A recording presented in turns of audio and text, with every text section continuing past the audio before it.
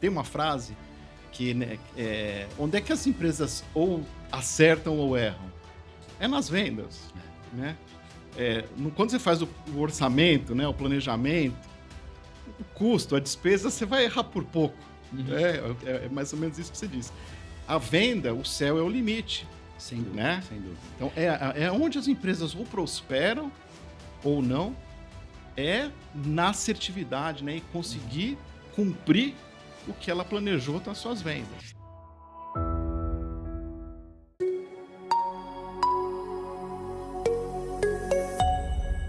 Fala galera, tudo bem? Sejam muito bem-vindos a mais um episódio do Ink Talks, mais um episódio diretamente aqui de São Paulo e um novo episódio que eu tô aqui com meu amigo Ricardo Rocha como co-host. E rapaz, 4 episódios seguidos do Ink Talks aqui em São Paulo, eu tô achando que tem muita coisa pra gente explorar aqui nesse mercado. Não tenho dúvida, cara. Nosso mercado em transformação e mais uma vez estamos juntos nessa para enobrecer aqui, principalmente com um grande convidado que a gente tem hoje aqui no nosso podcast Ink Talks. É isso, obrigado pela participação aí, meu amigo.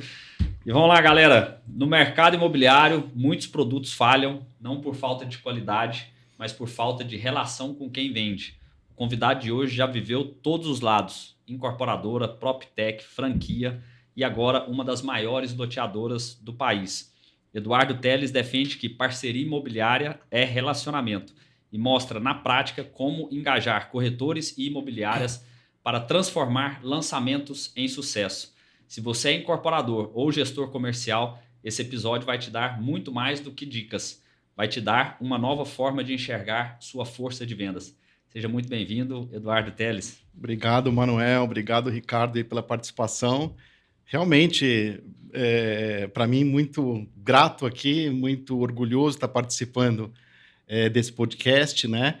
E num assunto tão intenso, né? Tão importante e bastante abrangente, se a gente for pensar bem, que é essa relação, né, de parceria mesmo, né? Entre, no caso aí, falando dos incorporadores, né?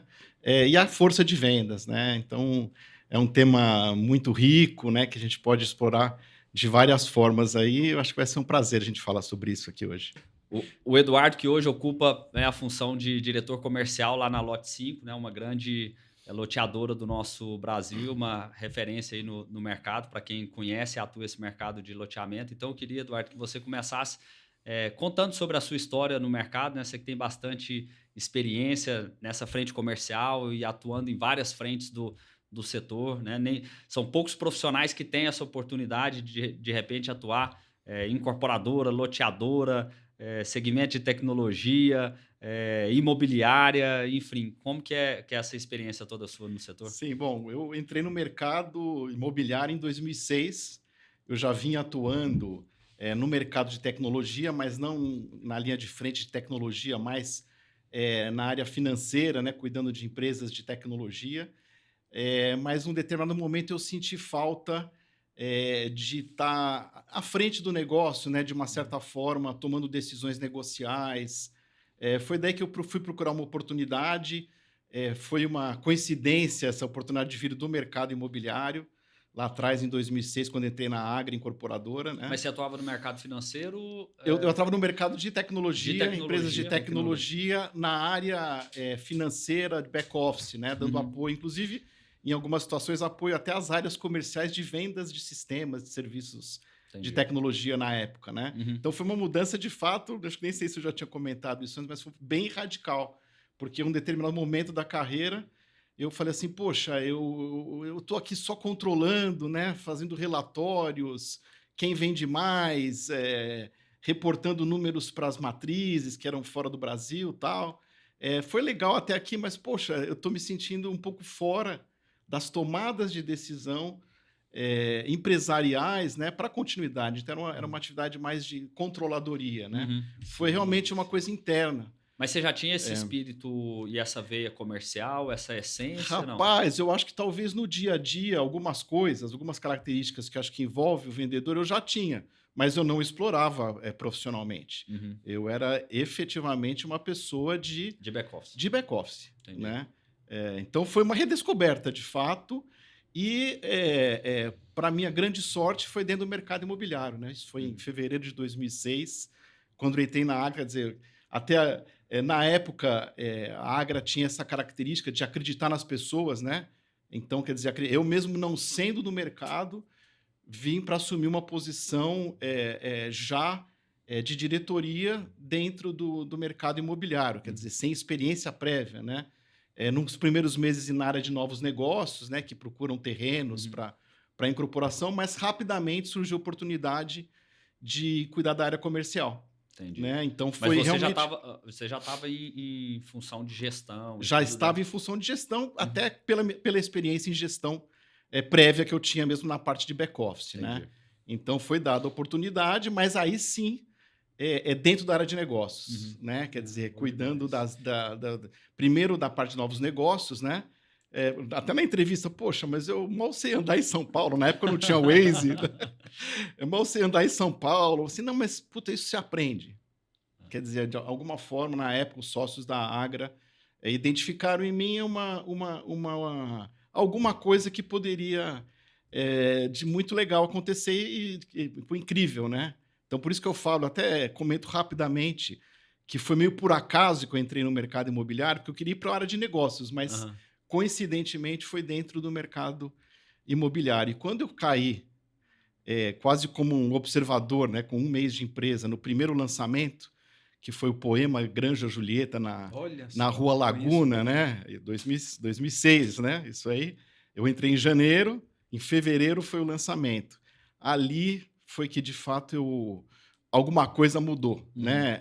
Foi ali que eu me apaixonei. Você vendo, aqueles lançamentos já grandiosos que estavam acontecendo na época, os grandes condomínios clubes, terrenos grandes, uma grande tenda, né, as pessoas assinando contrato em mesas assim de plástico dentro do decorado. Eu falei assim, gente, o que está acontecendo aqui, né? Quer dizer, nós tínhamos um terreno lá, gramado, bonito, um apartamento decorado já super legal, maquete, né? Eu sempre gostei de maquete, isso desde criança, né? Acho que toda criança gosta de maquete, né? Até hoje a gente vê. Minha filha, quando visita a estande comigo, cara, ela fica lá na maquete olhando. Isso aqui, como é que vai ser? Isso aqui é assim e tal. É legal demais. Então foi brinca, tal. Naquele momento, assim, que coisa legal. Quer dizer, é a compra mais importante. A pessoa está comprando o sonho, porque até então ela via a maquete ou decorado, ela não estava comprando um apartamento pronto, é uma relação.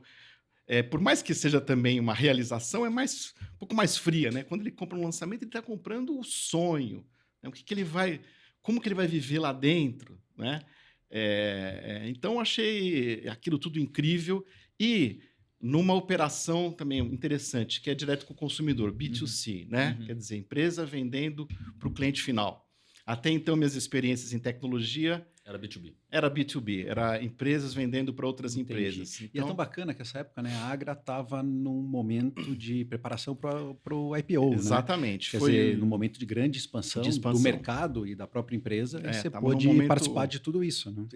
Quer dizer, eu cheguei lá, ela já estava com um land bank incrível, né? Land bank, banco de terrenos, né? Para fazer os lançamentos, incrível.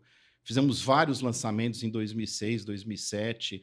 Até então... Você atuava no mercado de São Paulo. Até então, a Agra atuava no mercado de São Paulo. Já tinha feito um lançamento em Salvador, um em São José dos Campos, pontual, mas essencialmente todos aqueles novos lançamentos na Grande São Paulo. Fizemos lançamentos em São Bernardo e fomos para Santos, né?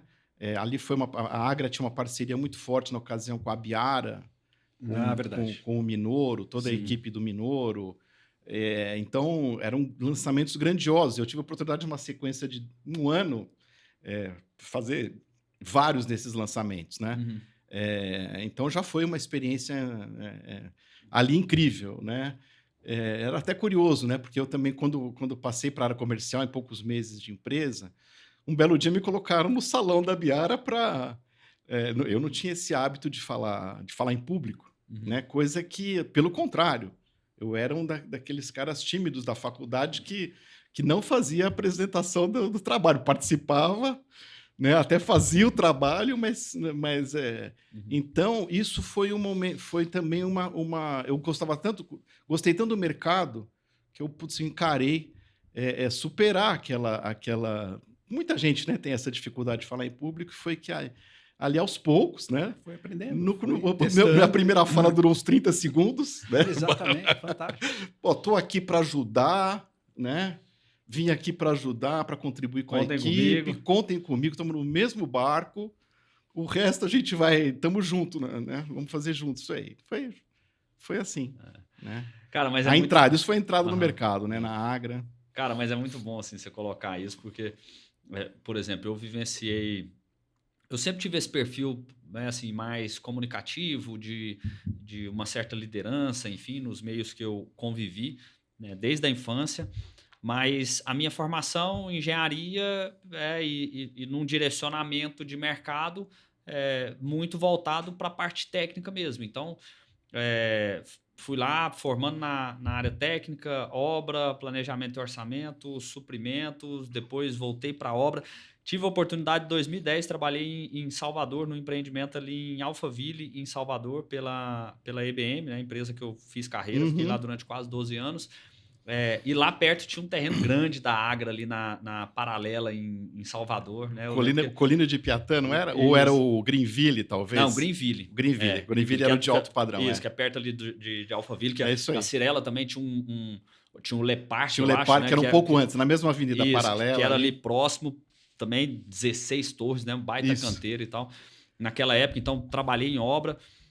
Só que aí, depois eu vendo, primeiro, assim, o meu perfil, aquilo que eu tinha interesse de me desenvolver, aprender profissionalmente, e vendo muito o que você falou sobre a questão das decisões estratégicas, mas eu até tinha uma outra visão, que aí foi quando eu fui me direcionar para essa área de negócios e comercial, né, que é a parte de incorporação. Isso tem 11 anos. Que a minha análise era muito o seguinte, falar, cara, aqui dentro do planejamento e orçamento, se eu fizer um exímio trabalho de uma solução, de mudar projeto, alguma coisa diferente, puta, sei lá, eu vou economizar 3% numa obra, vou economizar, né, 2% numa obra, porque você não tem tanta margem de manobra assim, né? Assim, se você não fizer um bom trabalho, você estoura, mas se você fizer um exímio trabalho, você também não tem grandes economias, né? Uma obra de incorporação.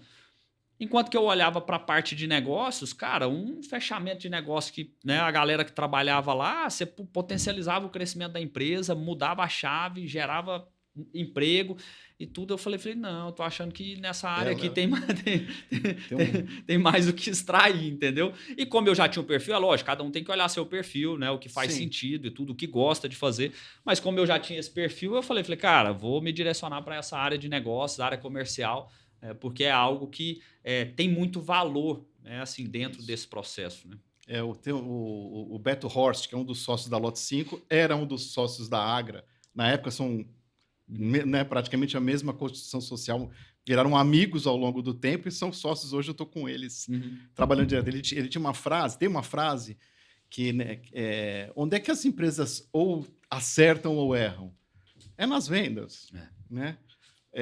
Quando você faz o orçamento, né, o planejamento, o custo, a despesa, você vai errar por pouco. É mais ou menos isso que você disse.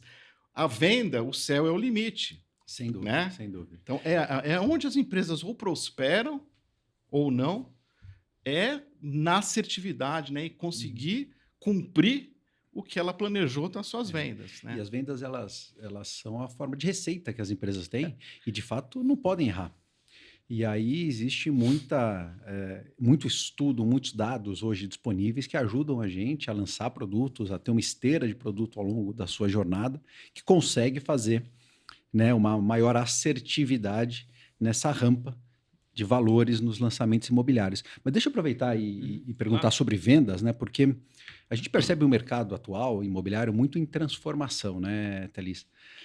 E o que acontece? Poxa, se a gente olhar para trás, né, lá em 2006, quando você começou, 2007, 2008, a gente viveu momentos espetaculares. 2008 teve aquele problema mundial, que a gente sabe, o mercado deu uma parada, mas depois de 2009, 10 e 11 foram anos assim exuberantes no nosso mercado.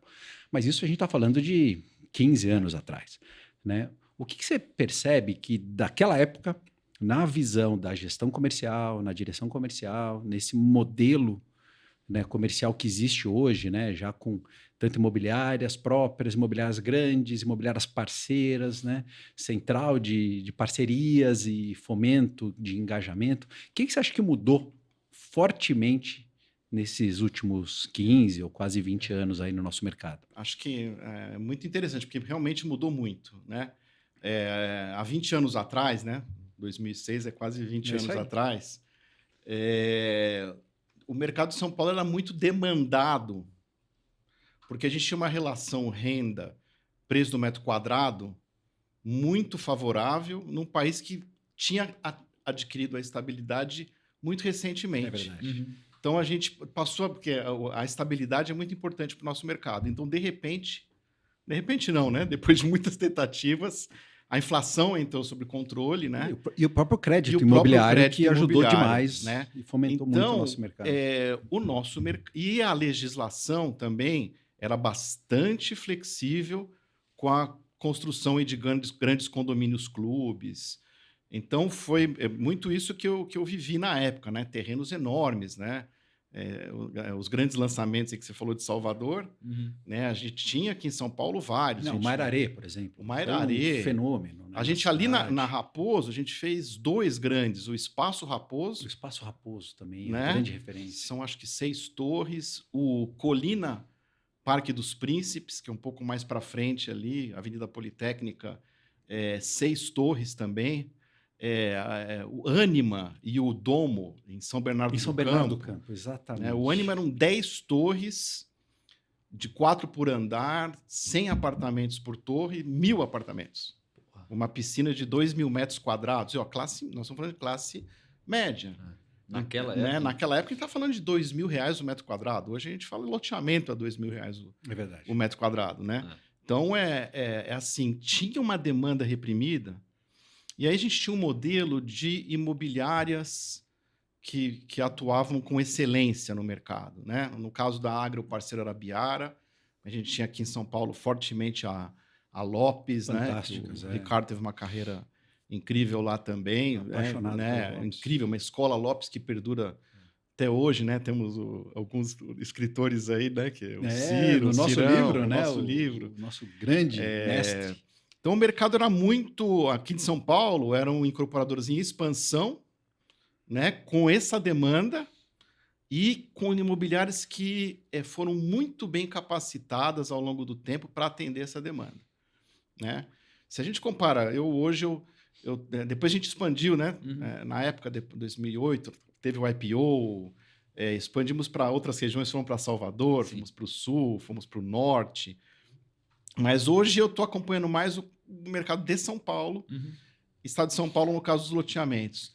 Hoje é um mercado muito competitivo, quer dizer, a gente tem muito mais lançamentos, né, ao mesmo tempo acontecendo, até porque a aprovação facilitou muito.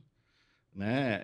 Antigamente eram mais longos os processos de aprovação aqui em São Paulo. Hoje se aprova muito rápido uma incorporação. O crédito foi se desenvolvendo, hoje está muito farto. Então, existe uma competição. E a quantidade de empresas deve ter aumentado bastante também. Né? Só que a relação preço do metro quadrado e renda não é a mesma de 20 anos atrás. Esse é o grande ponto atual. Né? Não tem essa demanda. Quer dizer, o trabalho de vendas é mais custoso. Né? O cliente demora mais para tomar decisão, não sabe se fecha a conta. Quer dizer, até retraiu mesmo essa classe média alta até, ela está meio reprimida hoje no nosso mercado aqui de São Paulo. Né? Então, a gente tem um mercado mais profissional, né? Talvez hoje não existe mais espaço para incorporador fazer as coisas mais ou menos. Né? As coisas são muito bem feitas, né? As empresas foram se aprimorando, né? Os stands, né? A gente lançou nosso livro no showroom do Parque Global, quer dizer, o que é aquilo, né? Tínhamos stands legais na época, mas, poxa... Produto fantástico, né? Projeto, né? Assim, os stands, né? Incrível. Você vê os stands em São Paulo, são stands enormes, que ficam ali alguns meses, mas eles são incríveis, né? É tão bacana porque existe uma transformação muito clara da experiência. Né? Acho que essa palavra é super importante, tanto para o nosso trade imobiliário, que são os corretores, as imobiliárias, os parceiros, os nossos queridos corretores de imóveis, mas principalmente para o cliente. Você citou o Parque Global e a experiência que a gente vive lá com aquele vídeo imersivo da entrada e depois a maquete, que talvez seja uma das maiores do Brasil, pelo menos entre as 5 maiores está, e todo aquele complexo, aquela coragem de empreender um projeto como aquele, numa localização que realmente, poxa, é muito boa, mas existem outros produtos, outras possibilidades, que acabam podendo, né, se relacionar com essa localização, que deixam muitos clientes em dúvida, mas mesmo assim é um projeto, poxa, que é de enobrecer demais, né? Tanto a Related, principalmente a Bueno Neto, né? A Banks atualmente, que tem essa gestão fantástica lá e desenvolveu projetos maravilhosos. E principalmente, e aí queria destacar muito a questão das imobiliárias, porque a transformação, né, Teles, eu queria te ouvir um pouco também relacionado a isso, ela veio muito grande nos últimos anos recentes, 3, 4 anos, no trade imobiliário, nas imobiliárias. A gente percebeu que existem as grandes líderes, como você citou, a Biara e Lopes, fantásticas, mas, ao mesmo tempo, o modelo de parcerias imobiliárias, que, poxa, várias empresas já executam há anos, mas vem fortalecendo, como a Cerelli Companhia, a Trisul vem muito forte com esse movimento, e diversas outras. E, pelo que a gente conversou um pouquinho antes, a Lot 5 tem um modelo muito específico e exclusivo nessa linha. Né? Conta um pouquinho para a gente, qual foi essa decisão, por que trabalhar nesse modelo face ao movimento e à transformação atual do mercado? A gente teve 2 movimentos, né? Da época das grandes lançadoras, depois a constituição das grandes houses, que estão aí, continuam, né? Tem incorporador que tem mais de uma hoje em dia, né? Até promove uma competição interna entre eu entrevistei aqui o Rodrigo Menderico lá da Plano e Plano. São 2 lá. Na verdade, hoje eles estão com 4 houses para o segmento econômico. Ainda tem mais uma que é do atendimento Prime, lá não lembro qual que é o nome que eles usam, mas enfim, 4 houses competindo entre elas, e dessas o Menderico formou 2 lá dentro da empresa. É incrível, incrível. Então o mercado, você vê, tá cada vez... essa é a tendência. O primeiro movimento foi a formação das grandes houses, né? Por que elas surgiram? Para cuidar dos estoques. Que as lançadoras não davam muita atenção, era de um lançamento para o outro e tal. Só que elas falaram assim, opa, eu não quero cuidar só do estoque, eu estou me preparando. Se eu estou ficando boa para vender o estoque, eu vou ser ótima para vender o lançamento. Elas foram conquistando o espaço, né? Então, esse foi um primeiro grande movimento. E acaba sendo natural também esse processo, porque assim, eu acompanhei muito, né, tanto implementação quanto trabalho de housing aqui em São Paulo, Goiânia, enfim. E acontece muito assim, para você criar uma house que funciona nessa relação boa com as imobiliárias, no geral você tem que colocar uma gestão independente, até para você não ficar conflitando, né, se a pessoa direciona para house ou se direciona para imobiliária. Fundamental, comercial, então, assim, você tira a gestão da house como uma gestão independente. Só que à medida que você coloca essa gestão independente, o gestor dessa house ele vai começar a te pressionar para falar, não, mas eu também quero espaço no lançamento, porque se meu time só está roendo o osso, mas tem que pegar o filé do negócio. Por exemplo, eu tive a oportunidade de lançar empreendimento aqui em São Paulo com a Elbor, e nesse produto em específico, a turma da House falando, cara, o produto não é tão grande e tal, não sei o que, a gente dá conta do recado, foi empreendimento de alto padrão, em Pinheiros e tal, 100% House e mercado. Mas assim, não teve uma outra imobiliária lançadora, que geralmente é a Lopes, né, que eles trabalhavam bastante lá, não sei como é que tá hoje, mas não acompanhou nesse produto porque a House bancou e falou, não, esse aqui a gente dá conta de tocar sozinho. Mas você ia falando sobre o seu modelo, né? Então, o primeiro movimento foi... E o segundo movimento foi o canal de parcerias, né? O Ricardo deu o exemplo da Trisul, né? Que, inclusive, foi um dos formadores iniciais lá do canal de parcerias. Também tenho muito orgulho de ter participado bons anos por lá. O Edu lá, Natividade, nosso grande amigo. E sem o plantão de vendas, né? Aí você começou a conquistar esse espaço. Por quê? Porque, até pelo mercado não ser tão demandado, as incorporadoras sentiram, eu preciso vender com o mercado inteiro. Por que eu vou deixar de fora se eu tenho uma relação enorme de imobiliários? Primeiro que São Paulo é um país quase, né? Quem vende na Zona Norte, quem vende na Zona Leste, não são os mesmos corretores, né? Não dá nem para se deslocar. Então, você tem que aproveitar a força local. Então, isso foi um grande segundo movimento. Quer dizer, hoje tem empresas assim, que o canal de parceria vende mais do que a house, mesmo não participando de nenhum plantão. Agora, a gestão comercial, você tem que gerir esses canais diferentes, com modelos totalmente diferentes. Né? Aqui você quer, né? House, você quer qualidade, quer equipe focada, você quer, né? Vai cuidar do plantão, tem uma posição institucional importante. E o canal de parceria, putz, eu quero todo mundo estimulado para vir comigo vender o meu produto, né? E entre sempre tem os ciúmes ali, pô, mas eu quero isso, eu quero a taxa, eu quero o plantão, o lead, essas discussões. Só que eles são modelos bem diferentes. Então, assim, olha, seu modelo é desse jeito, a gente performa desse jeito. Seu modelo é desse jeito, a gente performa de uma outra forma, né? Então, falando um pouco da Lot 5, a Lot 5 ela é essencialmente uma loteadora, né? Temos 6 incorporações aqui em São Paulo, mas a empresa aí tem desde 2012 fazendo loteamentos no interior de São Paulo. E no mercado de loteamento, sempre foi uma prática você trabalhar com parceria. Exatamente. Né? Desde sempre. Por quê? Porque vender lote é um produto, vamos dizer assim, mais commodity, né? Não tem tanto valor agregado. Tem valor agregado. Mas não tem tanto valor agregado tem tanto quanto detalhe, tanta então, coisa. o mercado do interior, as imobiliárias do interior, elas estão acostumadas a vender loteamento desde sempre. Então, a gente tem uma parceria forte com a CIA Imobiliária, que eu acho que talvez a maior coordenadora de vendas aí do país, para vender desde sempre, né? Conhecemos, na verdade, a CIA desde a época da Agra, eles já vendiam para a gente... Lá em Salvador, inclusive, com o Renato Teixeira, já era uma imobiliária naquela época, né? Eles eram coordenadores de vendas, mas no caso, para vender vertical, eles tinham a imobiliária, equipe própria também. Mas eles têm a excelência nesse desenvolvimento de um mercado novo, falar com todas as imobiliárias da praça, e isso foi o que sempre funcionou. Né? Para as incorporações aqui de São Paulo, o exemplo que eu dei, que é o Canta, né? Que é o nosso projeto na Zona Norte, incrível, já está 70%, essa semana bateu 70% vendido, incrível, né? Que bom, e a gente não tinha uma house, né? Até porque, aquilo que a gente fala, né? House, você precisa ter uma recorrência, ela vai ficando cada vez melhor. Se você tem uma recorrência de lançamentos, uma recorrência de produtos naquela praça... Não há dúvida. Né? Um dos elementos para ter uma house é uma recorrência de lançamentos para você ter uma equipe focada, dedicada, engajada e continuidade. Eu costumo falar assim, produto de prateleira. Você não tem volume tem que ter produto na prateleira, é difícil de sustentar. Hoje a gente até tem, mas na ocasião que a gente foi lançar o Canta, ainda mais na Zona Norte, seria o nosso lançamento, primeiro lançamento da Zona Norte.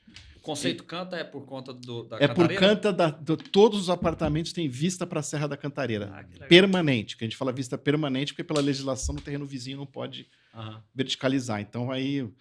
Né, a gente gosta de nomes curtos lá, tem o Copa, né, que é o nosso empreendimento ali na Indianópolis, de altíssimo padrão. Maravilhoso. Lindo. Até coincidentemente, eu estava agora no almoço conversando com um amigo meu que trabalha lá na Cirela, mas já trabalhou comigo. E aí a gente falando sobre corrida e tudo, eu falei com ele, cara, uma das experiências mais legais que eu já tive aqui em São Paulo foi de correr lá no parque da Cantareira, assim, porque lá tem uma pedra dentro do parque, tem um mirante, assim, com a pedra com a vista de São Paulo, assim, animal, cara, assim, muito legal. E aí eu, na época que morava em São Paulo, treinava para corrida aqui, né? Então, corri aqui em São Paulo mesmo, mas a assessoria uma vez fez um movimento da gente fazer uma corrida lá dentro do Parque da Cantareira. Muito legal, cara. Assim, muito legal. É incrível, né? Pô, São Paulo tem várias cidades, né? Que a gente estava falando. A Zona Norte é super específica, é bairrista, todo mundo se conhece. O Canta é um apartamento de alto padrão, né? Você tem apartamento de 2 a 3 milhões, praticamente, né? De 190 metros, tal. Bem qualificado. Então, é um público bem, né, bem elitizado, vamos dizer assim, que consegue comprar. Só que lá na Zona Norte tem muita gente que está preferindo também deixar as casas de rua, já os seus 50 anos, filhos crescendo, saindo de casa. E questão de segurança, mas também mora numa casa linda, enorme, mas nitidamente é um perfil de cliente que vem para o produto. E, voltando ao nosso tema, né, que são as imobiliárias, a gente foi lançar, vamos bater na porta de cada imobiliária. Eu não conhecia as imobiliárias de lá, a Mirante, a Lopes One, né? Muito a Lopes Condessa, a Escodelar, todas imobiliárias que respiram a Zona Norte, né? Tem algumas delas, né? Tem expertise em lançamento.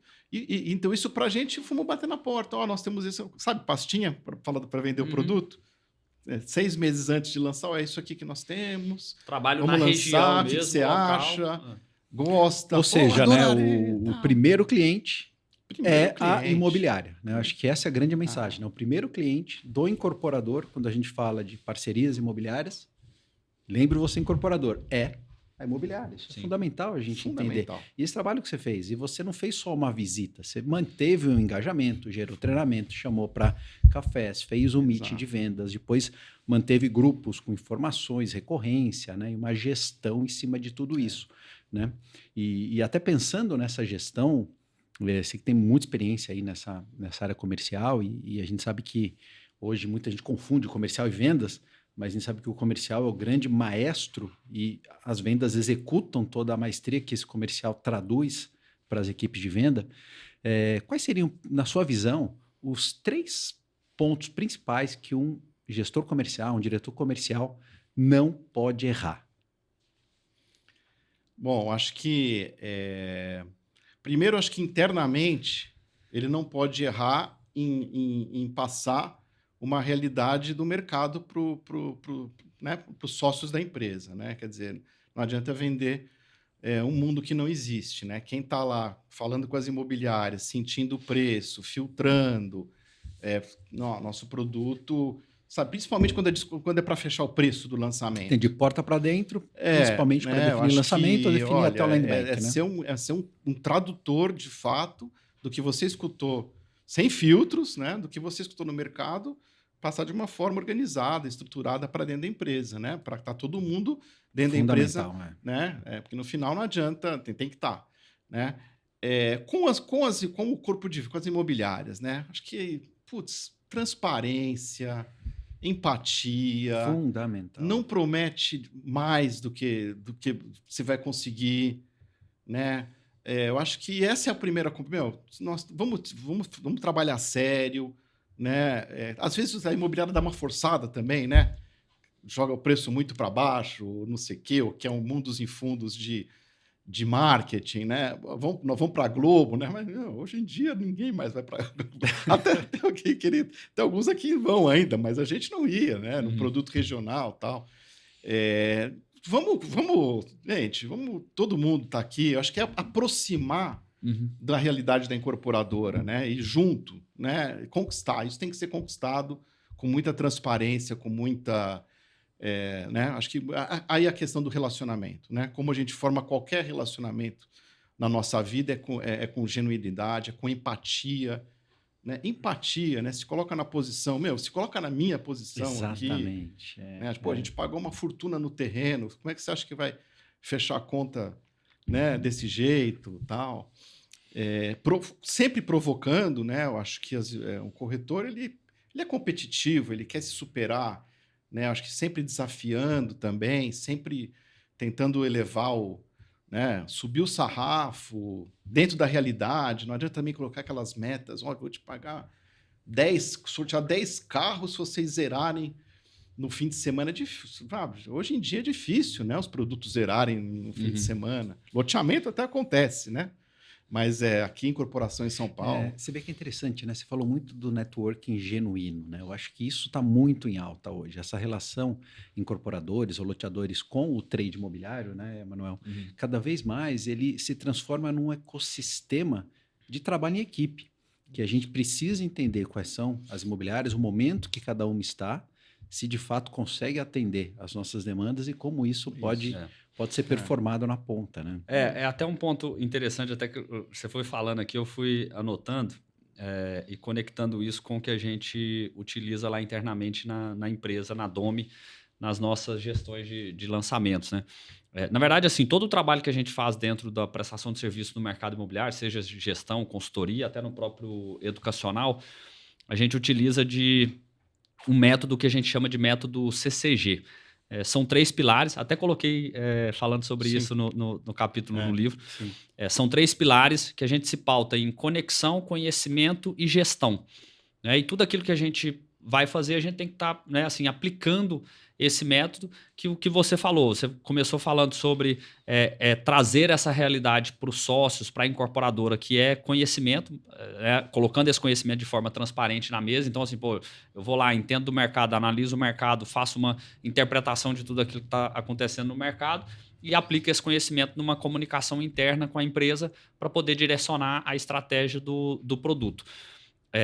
Esse relacionamento com as imobiliárias de transparência, empatia, prometer aquilo que vai entregar é algo que sustenta uma conexão, uma conexão muito genuína, próxima, de respeito, de ajuda, de trabalho conjunto ali dentro do processo.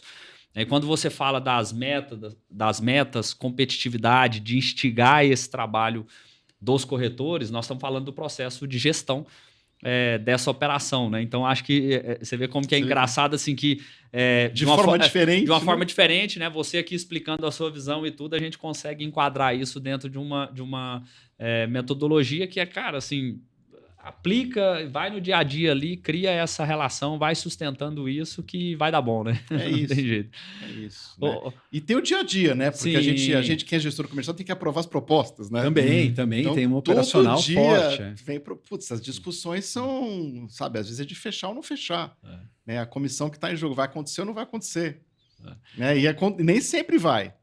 Claro. Sempre vai. A vida de muita gente, né? Mas quando você estabelece uma boa conexão, né, estabelece esse elo, trata com respeito, com empatia, apoia o processo, o parceiro vê que na hora que dá, você está ali para ajudar, você está ali para apoiar e tudo, e não só querendo, toma aí, resolve, a responsabilidade é sua. Não, estou aqui como parceiro, vamos junto, vamos fazer e tudo. Só que aí na hora que chega uma situação que não dá, você vai falar, não dá, o parceiro vai entender, né? Assim, se a relação ela é uma relação criada no bom senso, na relação ganha-ganha e tudo, você vai ter essa contramedida.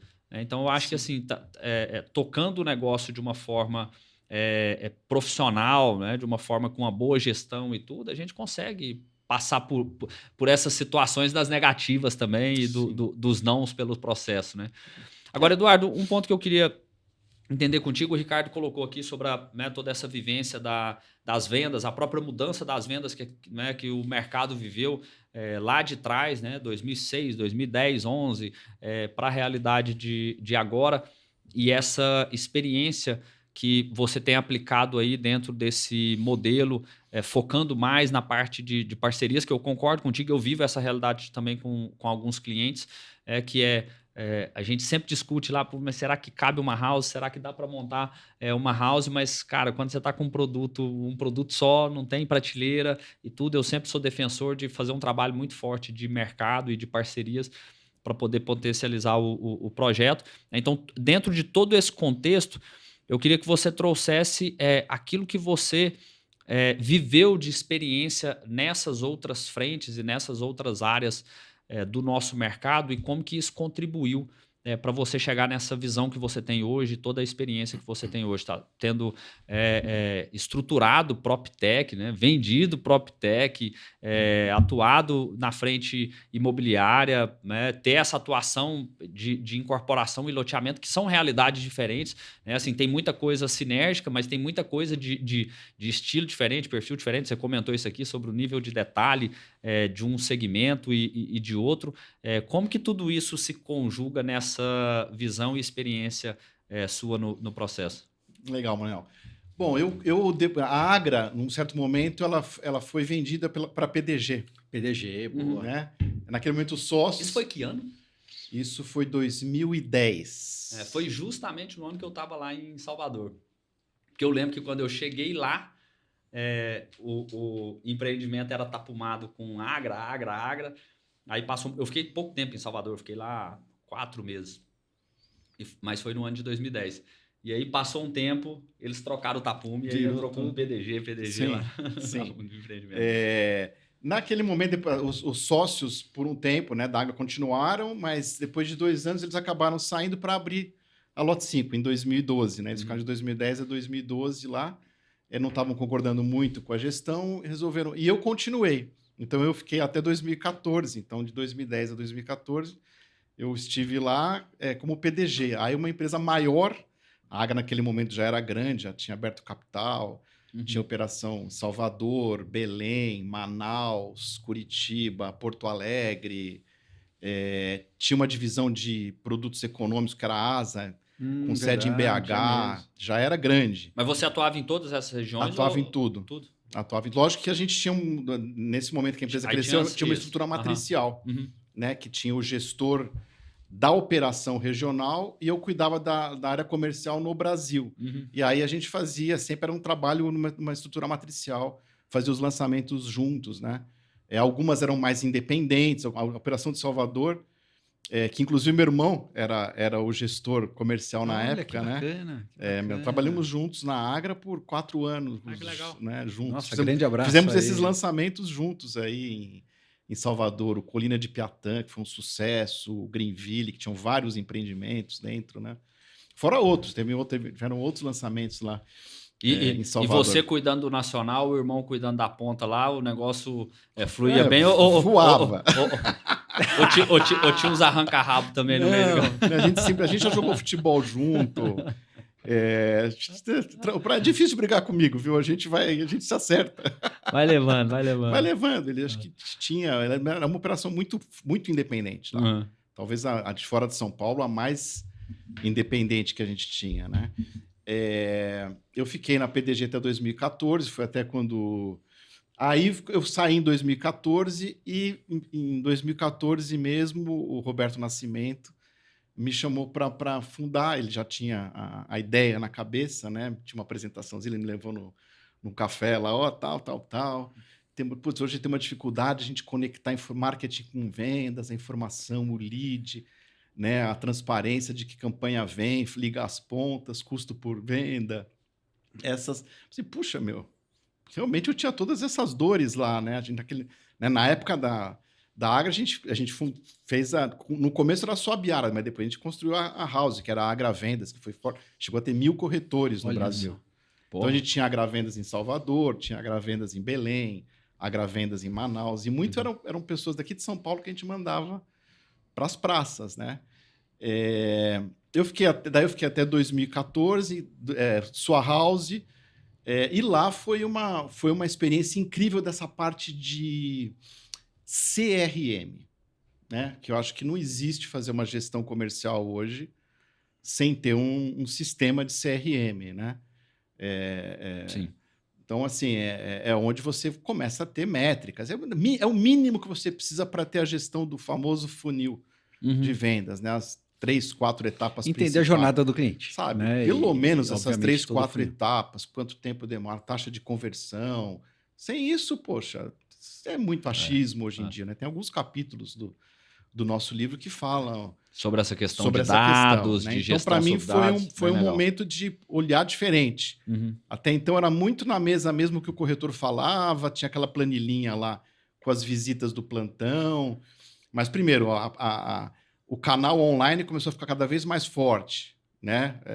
As houses começaram a se beneficiar muito de resultados quando elas trabalhavam bem o online. A gente precisa começar a medir. Começou a ficar cada vez mais caro a mídia online, as agências, né? Mas virou um assunto grande, né? Nas áreas de comercial e marketing, né? Nas empresas. Até hoje é assim. Então, o CRM foi fundamental, acho que para ter essa visão que a gente costuma ter da gestão do funil mesmo, de conversão, fora a jornada do cliente, né? Putz, quanto tempo a gente tem em casa? Começou a medir isso, né? E possibilitou, inclusive, a gestão do pré-venda, da venda e do pós-venda, né? Que muitos incorporadores ainda têm muito a desenvolver nessa frente, mas a gente percebe que hoje tem uma grande oportunidade de recorrência de venda, principalmente em produtos de investimento, produtos compactos, produtos de loteamento, enfim, alguns produtos que possibilitam a recompra. E com essa gestão, com o CRM, que de fato ele é a visão que o incorporador tem do cliente. Isso. E o cliente está ali dentro. Quando você faz essa gestão ao longo da jornada, que demora, né? A gente vende Sim. hoje para entregar daqui a 3 anos, 4 Sim. anos, 5 anos. Ao longo dessa jornada, a gente fazer um trabalho com uma régua de relacionamento, toda uma interpretação do que vem acontecendo na vida de cada um. E, obviamente, novas ofertas, novas possibilidades, abriu caminhos aí fantásticos. Até para gente ter uma gestão muito mais Até profissional. para ele indicar. Às vezes ele não vai fazer uma segunda compra, É verdade. mas vai indicar um amigo, vai indicar, pô, tô sendo super bem, minha experiência está sendo super boa aqui, né? Claro. Então, acho que o CRM, É para mim, não foi um período longo. Mas a sua house era voltado para as houses? Ou já foi... Não necessariamente. Pelo contrário, não. Era voltado... A gente tinha um módulo para parcerias na época já. Tá. Que, inclusive, não fazia muito sucesso. Que aí era para gestão de parcerias. Você não tinha gestão... Era como se fosse um CRM de parceiros. Né? Hoje a gente tem essas plataformas de parceria, mas é exatamente isso. É controlar... Putz, que imobiliários estão acessando o produto, quem está baixando a tabela, quem está baixando o book do produto, está precisando de alguma coisa, liga para ela. Você começou a ter uma visão sistêmica do canal de parcerias. Então, a gente já tinha, na época, 2 módulos, que era um módulo para o CRM, para o corretor atender o cliente, e para o gestor de parceria atender o parceiro, seja um imobiliário ou um corretor autônomo. Então, a época era realmente sistematizar, né, essa gestão comercial, gestão da venda mesmo, seja através do canal de parcerias ou do canal direto de atendimento online. Então, foi uma experiência incrível, né? Eu não fiquei muito tempo porque depois que, né, começaram a ter umas discussões mais de tecnologia e eu sempre fui um apaixonado pelo mercado imobiliário. Comecei a sentir falta de ver fachada, de ver área comum, de ver tabela, de ver maquete, né? Foi daí que eu acabei saindo, né? E foi a oportunidade que eu tive daí de ir para a Remax, né? Para a rede Remax, num primeiro momento como executivo de uma operação própria, né? De lançamentos, mas rapidamente eu acabei me transformando num franqueado da Remax. Hoje a Remax está bombando aí, acho que são batendo recordes e recordes de faturamento. Eu peguei a empresa já estava no Brasil há um tempo quando eu entrei, que foi em 2017. Mas eu peguei um momento muito interessante de expansão, né? Um modelo americano incrível. Aí, primeiro que eu tive que tirar o Cresce. Até então, eu não precisava de Cresce. Como incorporador, não precisava de Cresce. Ali eu tinha que abrir a minha própria imobiliária, tive que tirar meu Cresce, né? Depois o Cresce pessoa jurídica, né? Passar por esse processo. Ali, né? Que eu acho que virou a chavinha. Depender de comissão, né? Como imobiliária, com todos os corretores que estavam trabalhando com a gente, né? Muito interessante. Primeiro, o modelo Remax eu acho incrível. Não que é um modelo Remax, porque vai nos Estados Unidos, vai em Portugal. É um modelo muito voltado para o mercado secundário, né? Mas que o corretor trabalha o proprietário do imóvel. Ele vai lá, o cara o corretor é treinado vamos lá, arrancar um contrato de exclusividade por 6 meses para vender um determinado imóvel num determinado preço, com a comissão, uma determinada comissão. E para isso, ele até faz um estudo de mercado para apresentar para o proprietário, né, um marketing, plano de marketing que ele vai fazer para o imóvel. É de fato um trabalho de consultoria muito interessante. Muito difícil de ser implementado, né? Mas hoje, quer dizer, a gente fala que o mercado brasileiro é mercado aberto, né? Não tem essa exclusividade, mas tem. Hoje, a grande maioria das franquias Remax, você não precisa de todos os proprietários, mas se tiver uma parte desses proprietários dispostos a dar a exclusividade, e aí o corretor comemora, é curioso, ele passa a comemorar a captação. E aí, lá nos Estados Unidos é muito assim. Assim. Nos Estados Unidos a pessoa capta um imóvel. Ele trabalha o bombástico lá, a celebração é da captação. O proprietário. Aí, todos os outros corretores do mundo passam a ser parceiros. Ele já tem a garantia e faz 50. 80% das transações da Remax são 50. Parceria. Com um corretor que vai trazer o cliente comprador. Pode ser Remax ou fora da rede Remax. E ele vai ter 3%, vai passar 3%, tá tudo certo. É tão bacana você falar tudo isso, porque, olha só, cara, quando quando a gente pôde ser, né? E na época eu estava na liderança comercial de uma empresa e seu primeiro cliente que você fechou no sua house e agora ouvindo toda a história da Remax, que, de novo, é um exemplo de imobiliário, de modelo fantástico mundial de negócios, e parabéns a toda a equipe Remax, que eu acho que todos merecem muito esse reconhecimento, mas o modelo de atuação que você trouxe para o mercado e também voltou a nos atender no momento que eu estava em outra empresa, e a Remax, especificamente do Teles, sim, foi a responsável pelos nossos resultados e performou muito bem. É muito nobre a gente estar junto. Eu estou muito feliz de estar aqui, podendo estar junto com ele. Obviamente, temos o nosso livro que escrevemos juntos, que está aqui enobrecendo também o nosso podcast de hoje. Mas, assim, a Remax ela veio se transformando aqui no Brasil. Sim. Né? Ela veio numa evolução e hoje, como você falou, ela está bombando e é uma grande referência com tudo que ela entrega.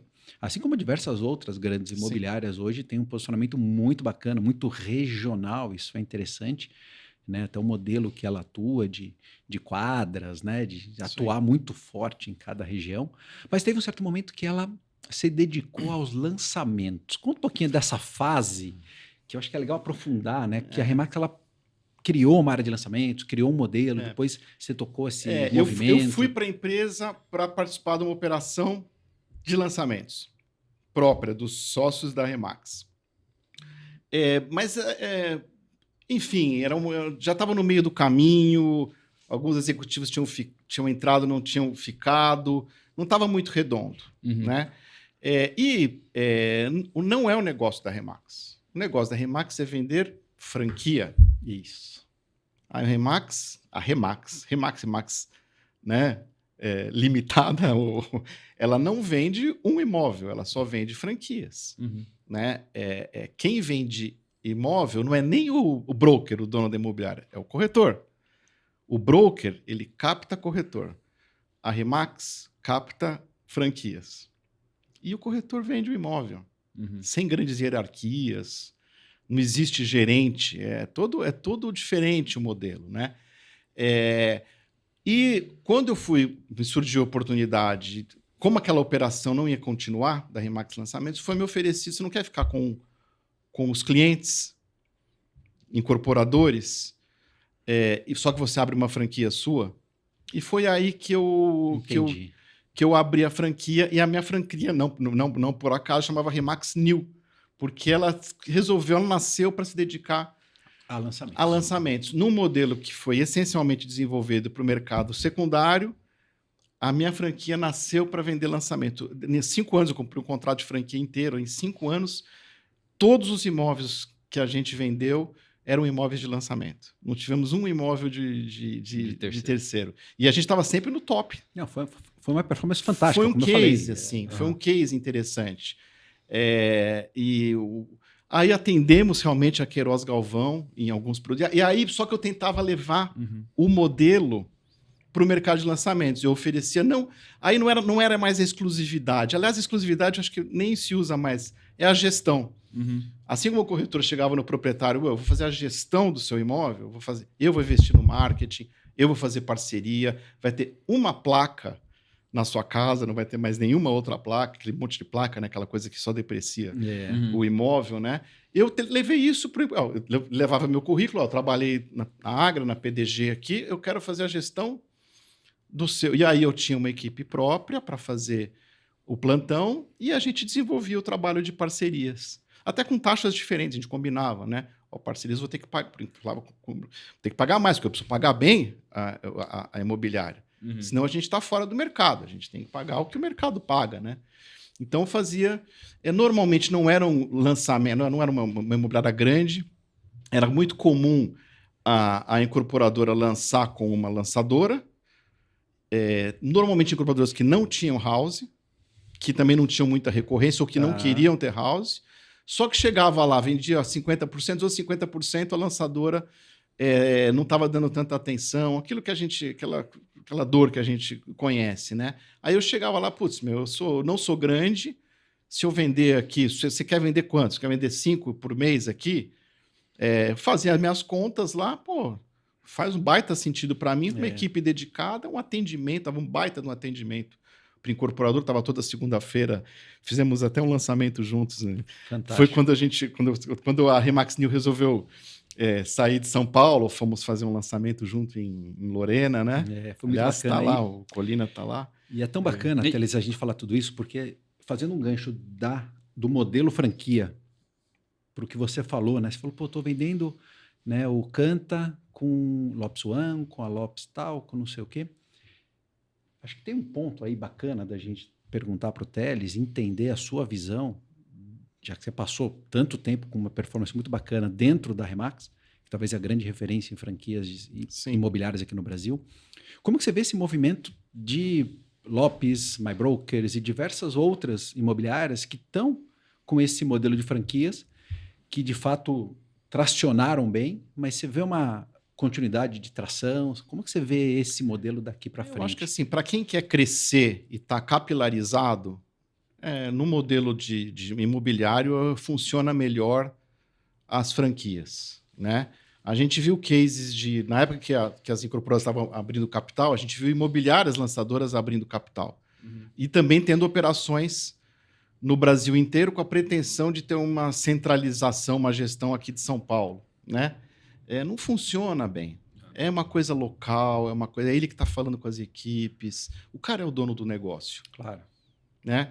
Então, funciona melhor você dar uma marca, você dar um modelo, você dar uma estrutura, capacitação, treinamento, né? E deixa ele cuidar do negócio dele na ponta. Então, acho que para a imobiliária que quer crescer, né, inclusive em termos de capilaridade, que hoje é a tendência, não tem aqueles exércitos concentrados, né? Poxa, E a ideia da Remax é essa mesmo. Pô, você vai abrir uma franquia na freguesia do Ó, cara, você tem que dominar o quarteirão da sua loja. Depois você vai para o segundo quarteirão, para o raio um pouquinho maior.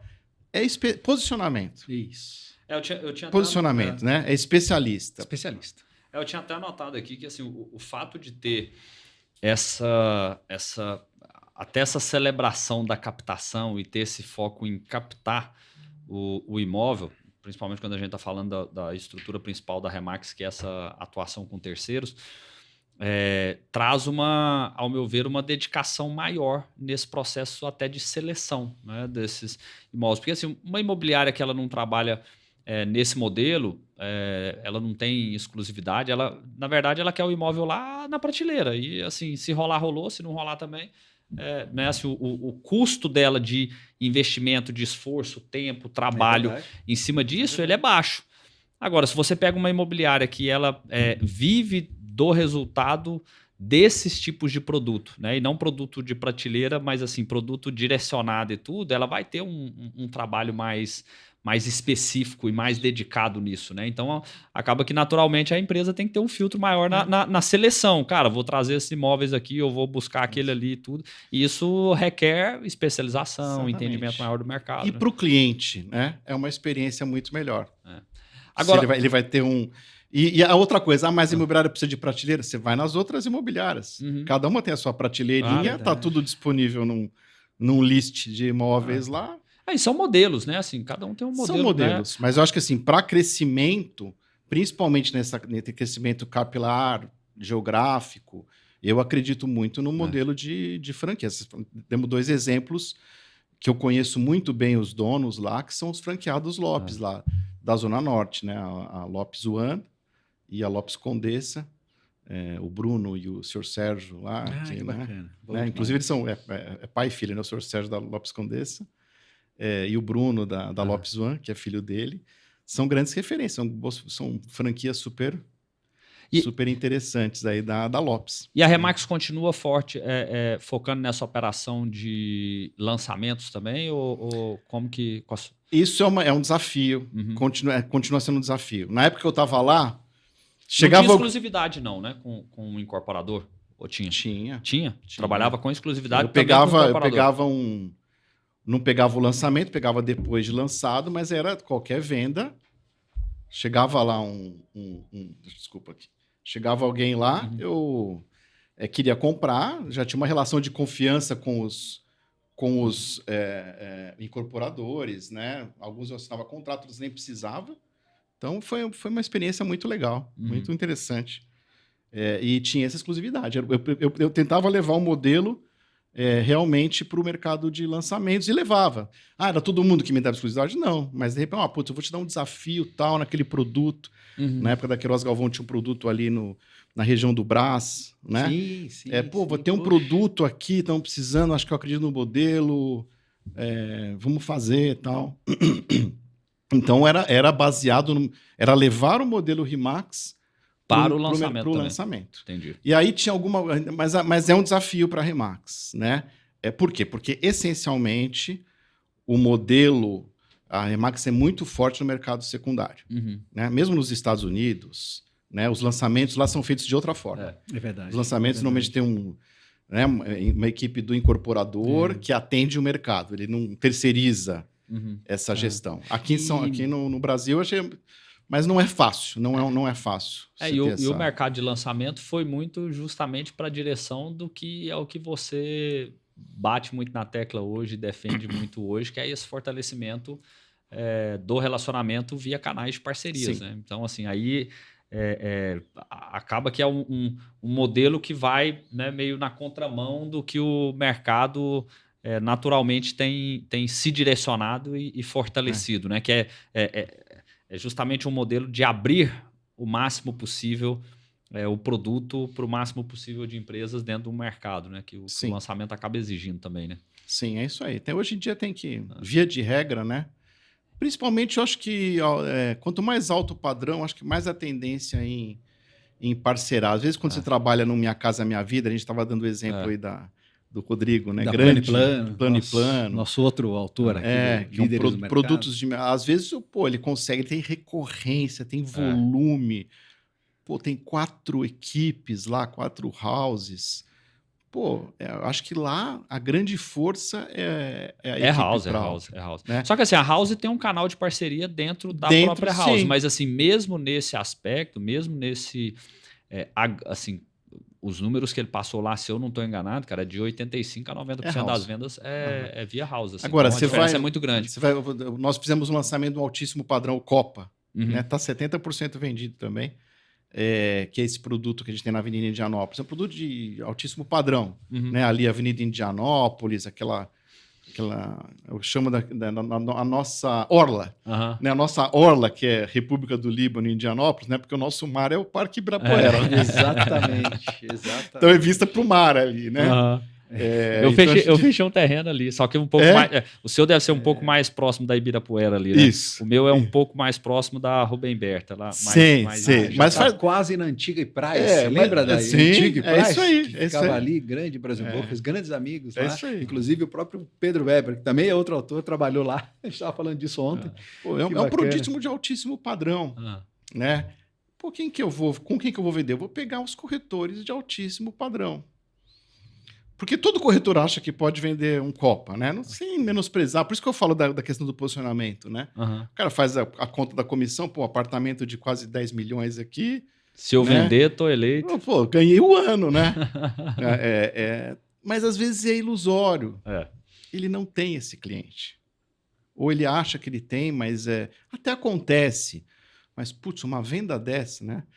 Ricardo lançou o Oscar ali, né, que foi um precursor ali da Orla, né, no lado da República do Líbano, que é um case. Um master imobiliário aí, fabuloso. Né? Acho que atendia, tinha uma agenda, né, de atendimento. Era plantão fechado. Sobras de arte dentro, toda uma curadoria, um atendimento exclusivo só com hora marcada e todo um preparo para atender com uma excelência última aos clientes. A gente sabe que são poucos, né? E, poxa, e quem tem relacionamento com esses clientes, né? São algumas imobiliárias ali da Vila Nova Conceição, de Moema, às vezes dos Jardins, tem uma migraçãozinha ou outra ali, Jardins, Itaim. Então, assim, eu acredito muitíssimo no canal de parcerias num produto desse, né? Ainda mais, de novo, né? Quando você não tem recorrência, quando você não tem outros produtos de altíssimo padrão, né? Às vezes até amigos dos sócios, né, que compram.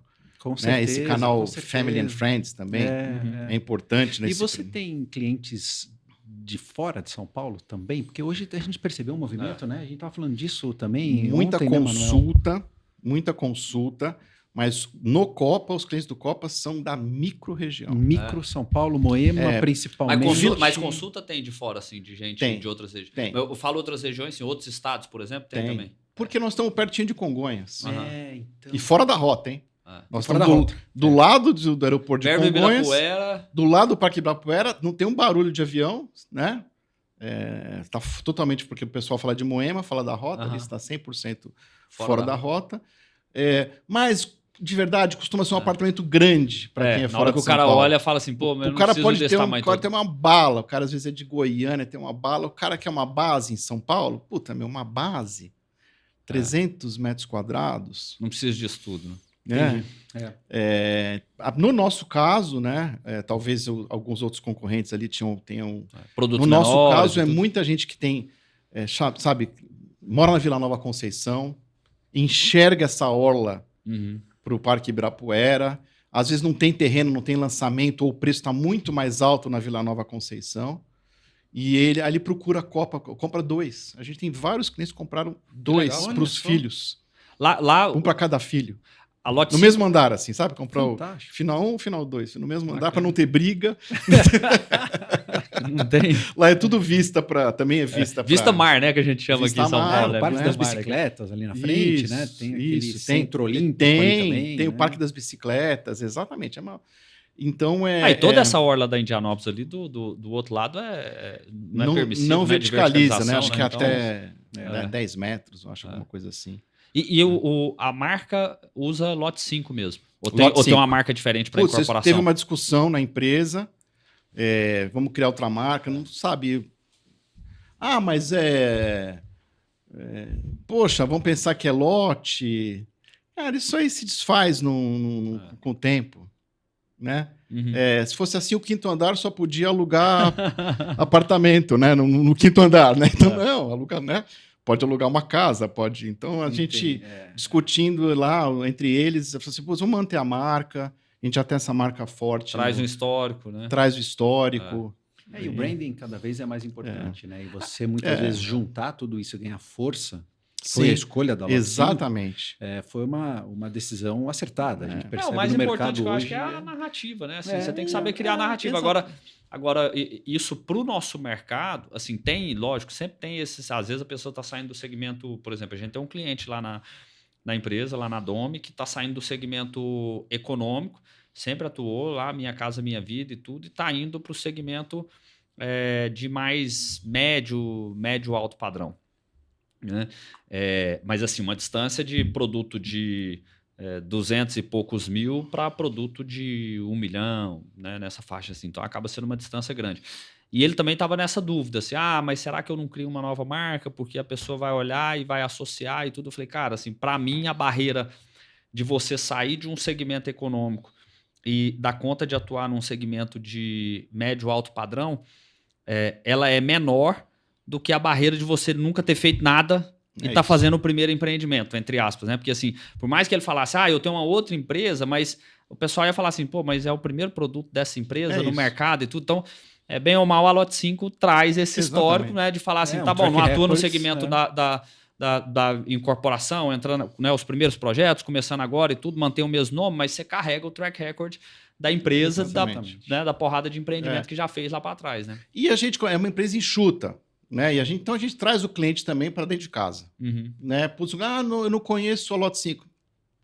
Eu sou o primeiro cliente do Copa, paro tudo que eu estou fazendo e vou atender o cliente do Copa. E, pô, eu trabalho com sócios desde 2006, praticamente, né? Aliás, 3 deles são sócios da Master Franquia da Remax aqui no Brasil. Também. Então tem essa relação indireta também, né? Dos 5 sócios. Então, eu peço para o Ricardo, que é um dos sócios, participar da reunião. Aí tem amigos em comum. A gente, sabe como é que a gente reverte? Trazendo para a pessoa física. Você não conhece a pessoa jurídica? Tá. Então, vem para cá, pô, um cliente desse, ele rapidamente ele se conecta. Como nós não temos grandes hierarquias, uma empresa enxuta, eu rapidamente... Ótimo. Aliás, às vezes, primeira visita de um cliente do Copa, eu acompanho. Porque, né, ali pode ser... E é legal, né? Isso foi uma coisa que a Remax me trouxe também, essa vivência de sentar na mesa com o cliente, né? Acho que quando na época da Agra, a empresa muito grande, você ficava eu ficava um pouco mais distante das negociações, era mais frio, né? Aprova-proposta, não aprova-proposta, conhecia um pouco o cliente. Pô, principalmente nas incorporações aqui em São Paulo, mais até do que nos loteamentos, né? Tem me aproximo rapidamente. Quando for até para maior apoio, faço maior questão. Nem precisa ser um Copa, sabe? Tem o Moema Vida Nova, tem o Verde, apartamentos de 1 milhão, 1,5 milhão. Pô, vamos lá, vamos... É legal, né? É legal. Vou acompanhar. Não, e a gente não. Isso é importante. É fundamental. E especificamente para o Copa, você tem um gestor no seu produto comercial e é aberto para todas as imobiliárias, sendo que você tem imobiliárias específicas. É mais ou menos esse modelo? Mais ou menos esse modelo. Hoje a gente está com uma gestora terceirizada, a Carla Couto, ela é especialista na Orla. Ela conhece todos os produtos, não é exclusiva nossa, né? Mas também, de verdade, às vezes ajuda, porque também a gente filtra. Não adianta, às vezes a maioria dos clientes não tem o perfil para o Copa. Né? Às vezes o cliente ainda não percebeu isso, mas não tem. É uma forma de a gente filtrar, ela dá um baita atendimento, também ela conhece bem todo mundo lá, também conheço ela desde 2006, né? Teve alguns momentos antes dela estar como gestora, eu fazia a gestão praticamente diretamente. A gente teve um período que a gente não tinha nem plantão aberto. Hoje a gente tem por causa da obra, né? Então tem cliente que para e tal. Enfim, eu acho que a gente vai testando um pouco os modelos. Mas o que o Nucopa sempre teve em comum é a rápida aproximação nossa de um cliente em potencial. Né, tá junto, tá participando. Pô, a gente adora o trabalho dos corretores, mas esse cliente, quando ele fala, né, com a incorporadora, fala com o dono, aí a gente passa muita confiança para ele. Pessoaliza o e atendimento. É importante entender isso, porque você faz a leitura do cliente, entende até para direcionar essa estratégia, né? Porque você pega um produto que você vai ter maior volume, você lança lá um empreendimento com 500, 600 apartamentos, você não vai dar conta de trabalhar da mesma maneira. Mas também o cliente não exige isso. Então, é saber também fazer essa leitura do jogo, né?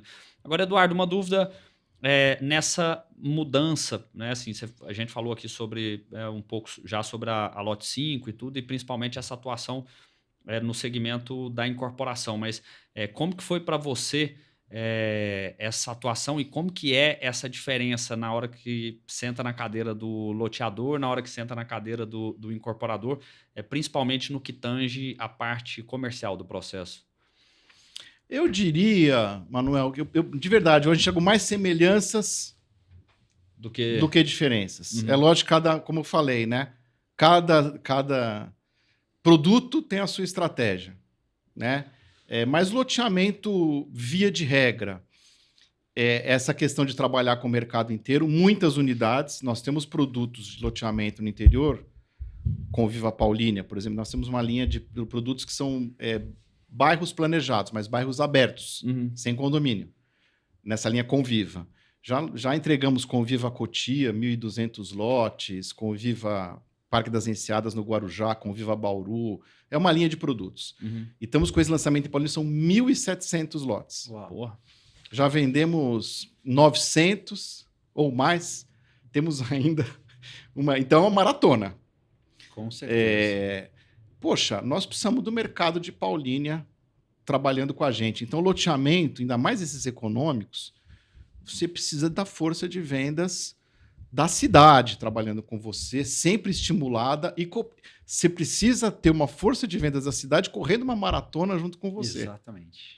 A gente sabe que a gente não vai zerar, até porque o mercado não absorve, né? Mesmo que todo mundo lá comprasse, né? Não é possível absorver de uma vez. É um volume muito grande. Mas a gente, esse é o barato, né? Como é que a gente se motiva as equipes a cada mês bater a meta, sabe? Ali é construir tijolo a tijolo. Não, são fases, né? Você começa na micro, depois você vai ampliando, Vai ter gente de, sei lá, Campinas comprando, vai ter gente de Limeira comprando ali em Paulínia. Você vai ampliando esse caminho. Isso.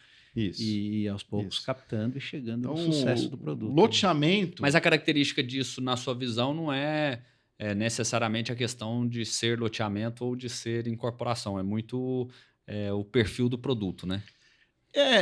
Mas você vê, a gente estava dando um exemplo da Planiplano. Quer dizer, você vê, 80%, 90% do resultado da Planiplano é da House. Uhum.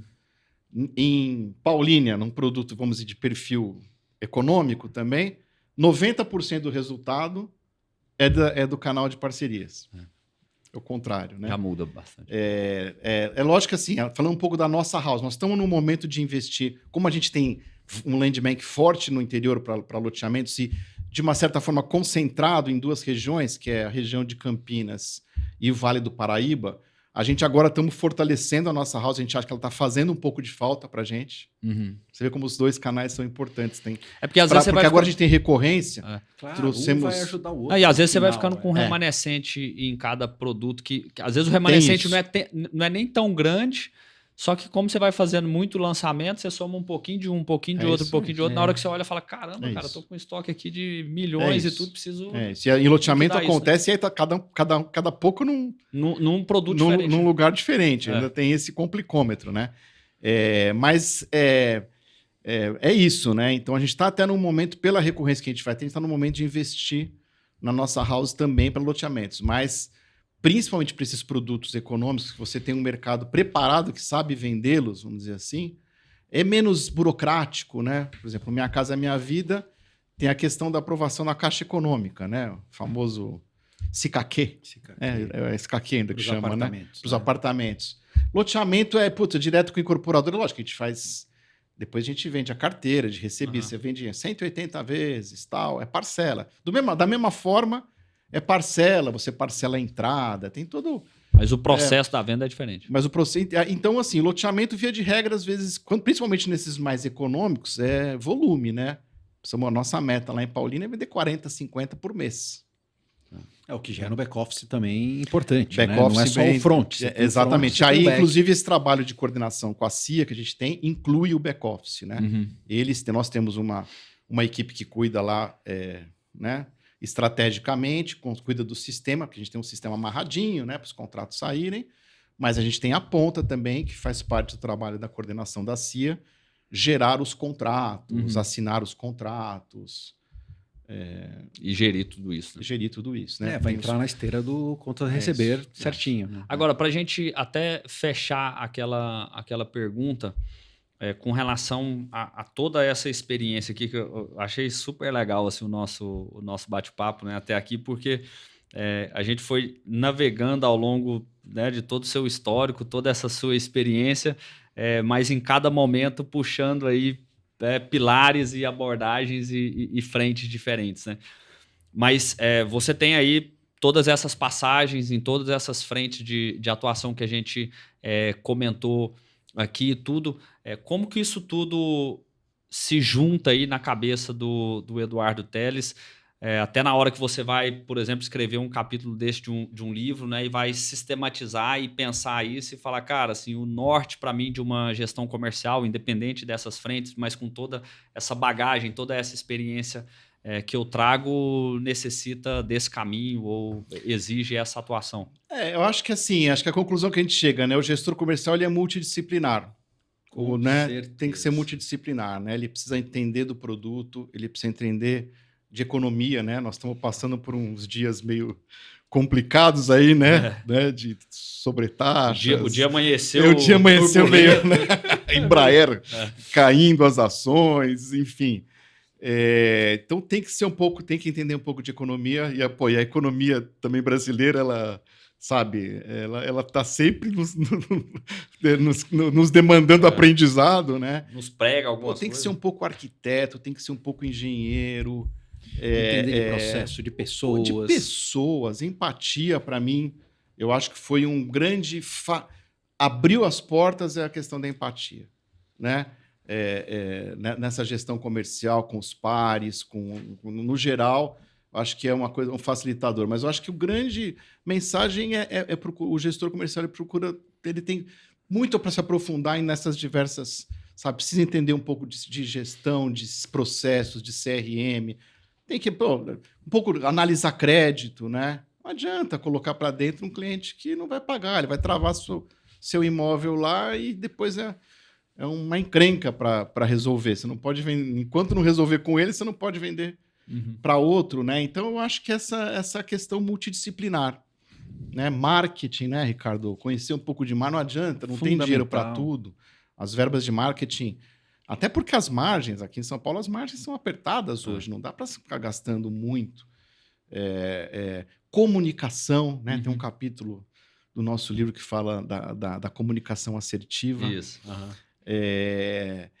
Enfim, eu acho que essas competências agregadas, né? Então, acho que a nossa vantagem é que a gente sabe que a gente nunca pode ficar parado. Agora tem a inteligência artificial, baita novidade, né? Daqui a pouco, pelo menos os pré-atendimentos, acho que vão ser dominados pela inteligência artificial, né? Que se consegue dar uma padronização que hoje não dá, né? Com corretor, com terceiro, é difícil você conseguir uma padronização, um atendimento 24 horas por dia, classificando certinho na ferramenta. E até outras etapas do processo, né? Você pega essas etapas mais burocráticas, igual você comentou, o processo da venda ali, secretaria de vendas e tudo, até a própria... eu imagino uma inteligência artificial, cara, assim, facilitando muito a vida do próprio corretor. Sim. Assim, porque o corretor, a gente sabe, né? Assim, eu sou dessa veia comercial, eu tenho que ficar me forçando nessa disciplina de processo, CRM e tudo, porque, né, quando a gente é comercial, a gente é meio dado ali a fazer as coisas e sair tocando e depois tem que ir organizando. Mas hoje a gente, né, trabalha muito nessa linha porque acredita que isso entrega muito resultado. O corretor, naturalmente, né, na sua maioria, tem muito essa dificuldade de alimentar o CRM, levar a informação certinho para lá e tal, não sei o quê. Mas ele usa o WhatsApp praticamente para tudo. Sim. Será que amanhã a inteligência artificial já não vai pegar a conversa dele do WhatsApp? Ele só caracteriza ali que aquele cliente é daquela unidade, não sei o quê, e a inteligência artificial já pega aquilo ali e já começa a ir auxiliando ele nesse processo da própria alimentação do CRM, da própria movimentação do CRM. Então, assim, tem muito o que acontecer nesse nosso mercado, nessa frente, né? Então, é isso. Eu acho que a inteligência artificial realmente vai estar presente em muita coisa cada vez mais. Nós estamos com um projeto de implantação exatamente nisso, de fazer um pré-atendimento. No começo, em algumas situações, à noite, quando não tem ninguém no plantão. E a proposta é essa, é que atenda e classifique o cliente, já jogue dentro do CRM a classificação, né? E no momento certo, passe para o corretor ou faça o agendamento da visita. A gente está discutindo ainda. Mas então, assim, a única certeza que a gente tem é que a gente não pode ficar parado, né? Você imagina, nessas disciplinas todas e com o mundo mudando aí tão rapidamente, É verdade, né? A gente precisa estar atento a tudo isso. É um desafio grande, mas também são posições muito valorizadas nas empresas, cada vez mais também, né? Então, e o que faz o próprio corretor, os gestores em geral das incorporadoras loteadoras buscarem conhecimento cada vez mais. A gente percebe que poxa, a gente carece de algumas obras ou bibliografias para o nosso mercado imobiliário, né? E acredito que cada vez mais o conhecimento ele vai ajudar a transformar também o mercado imobiliário, porque para a pessoa ficar, ela vai ter que entender de mais coisas ainda e mais outros atributos e elementos que antes ele precisava de meia dúzia, agora ele precisa de 30 né, frentes de aprendizado. Essa reflexão que o Eduardo trouxe aqui sobre a questão dessa multidisciplinaridade, essa versatilidade, visão tão ampla do gestor comercial, né? Assim, super compacto. Acho que até comentei sobre isso no dia do nosso evento lá do Parque Global, né? Que perguntaram sobre a figura do gestor comercial. Uma das coisas que eu falei é justamente isso, assim, dessa visão mais ampla e de ser uma pessoa mais generalista no processo, mas que tem, né, essa visão holística não só do negócio, né? Porque a gente falou aqui de pessoas, de economia, da sociedade, do mundo de uma forma geral. Isso vai casar com o que você colocou, que essa necessidade de cada vez mais se profissionalizar, cara, assim, porque se quem atua nessas frentes de gestão comercial no nosso mercado não buscar, porque às vezes um gestor comercial de um outro segmento, né, sei lá, qual outro, mas vamos imaginar aí um varejão da vida. Cara, o nível de relação dele com o cliente final é mais restrito e não é tão direto, né? É uma visão muito mais do marketing e das técnicas do próprio setor, né? Uma pessoa que atua no segmento, sei lá, de supermercados da vida aí, é uma coisa muito mais ali setorial, né? Agora, quando a gente fala do mercado imobiliário, não, assim, o cara tem que saber de tudo, né? Dependendo do segmento, cada segmento tem as suas especificidades, mas tem que ter uma visão muito ampla. Então, são muitas disciplinas. Esse processo de profissionalização, ele vai ser algo assim que vai ter que se potencializar demais no nosso mercado nos próximos anos.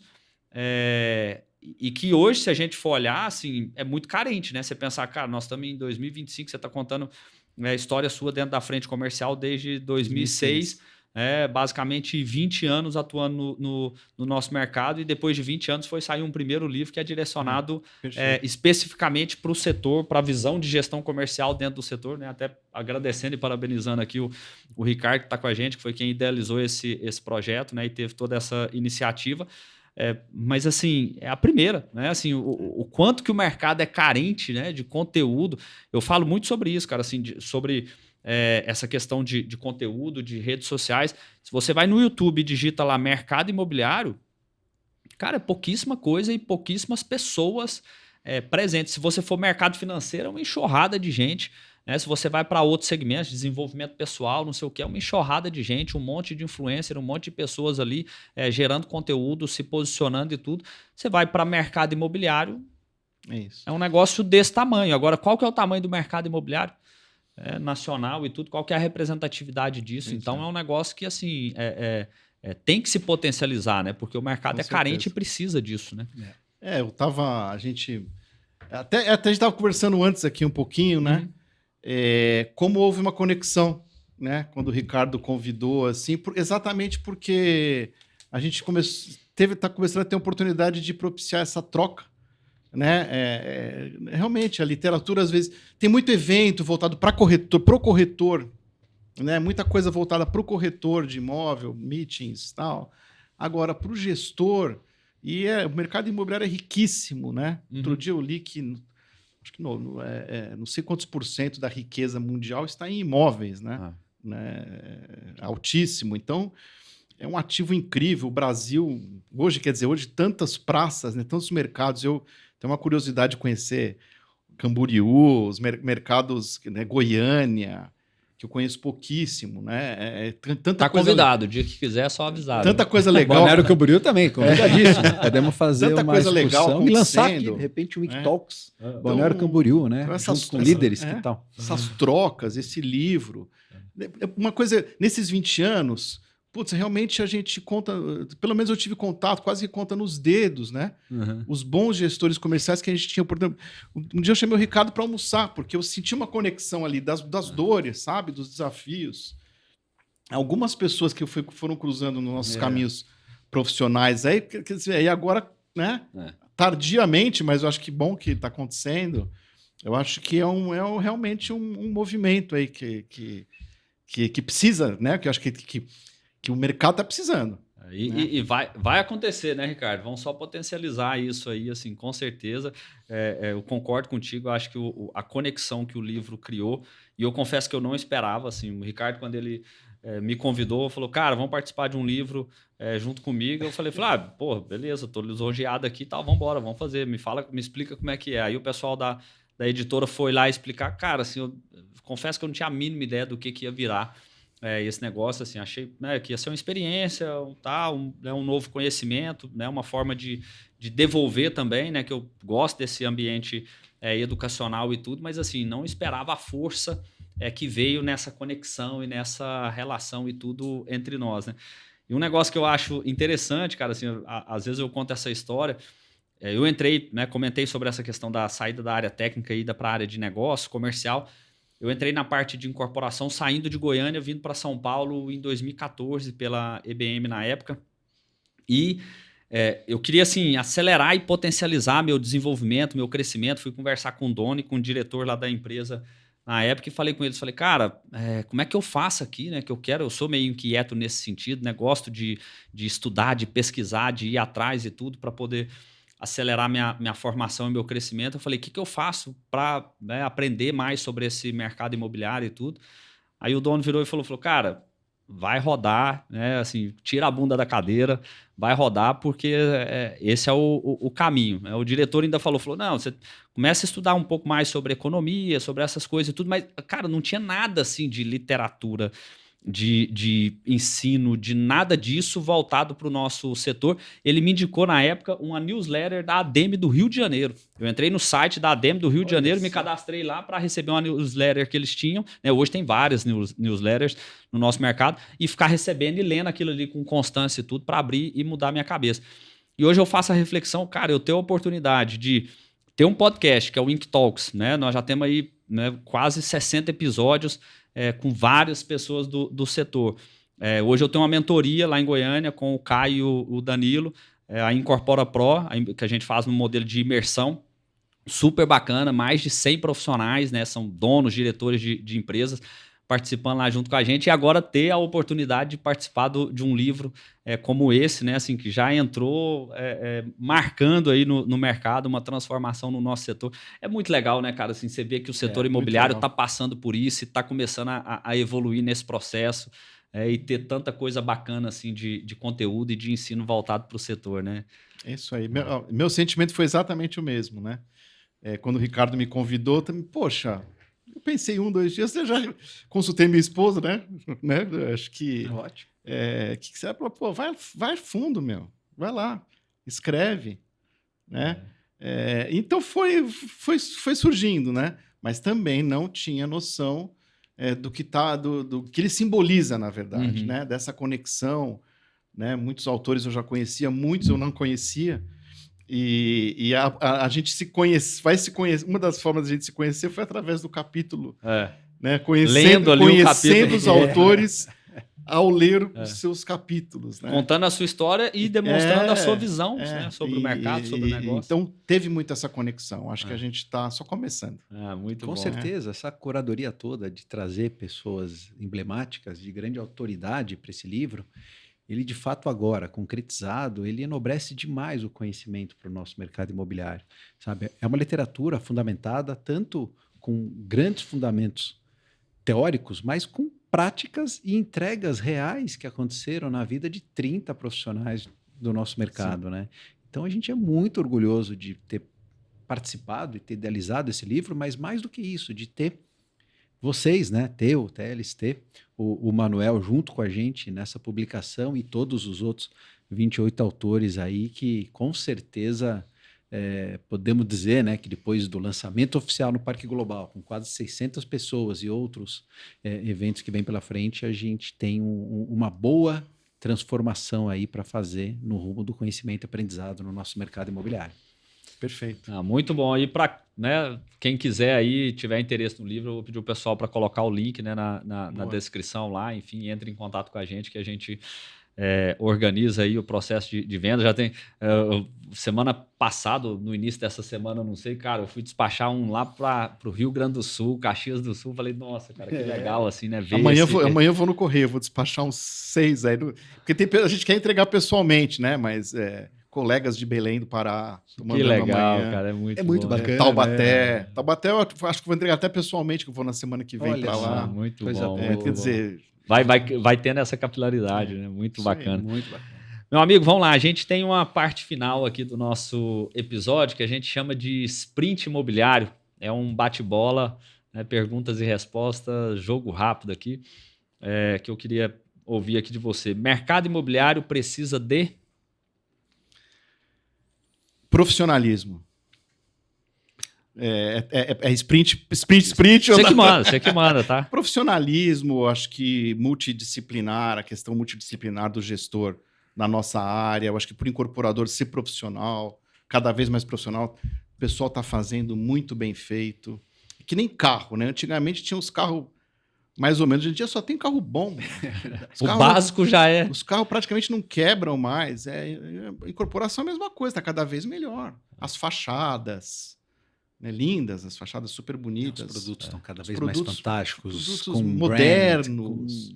Associação de marcas, né? Quer dizer, gente de outros setores vindo assinar produtos do mercado, né? O lançamento agora da Sena Tower lá, que eu estou acompanhando mais pelo Instagram, mas gostaria de... Incrível, Sena Tower, maravilhoso, né? O Grupo Avan e o Sena, que é um ícone. Exatamente. Então, ídolo nosso todos, né? Com toda... Então, assim, muita coisa. Eu acho que profissionalismo e, no nosso caso aí, você tem que trabalhar muito, né? Esquece... de vez em quando tem que abrir mão de uns sábados mesmo, né? À tarde, sábado, domingo. Poxa, é onde as coisas acontecem, né? Tudo bem, muitas vezes a gente fecha durante a semana.